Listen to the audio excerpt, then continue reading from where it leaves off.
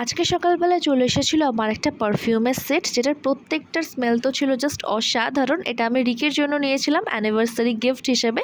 তারপর চলে গেলাম হচ্ছে লাঞ্চ করতে। লাঞ্চে আজকে ছিল হচ্ছে কাতলা মাছের ঝোল, আর কালকের একটু চিকেন ছিল তো সেটা।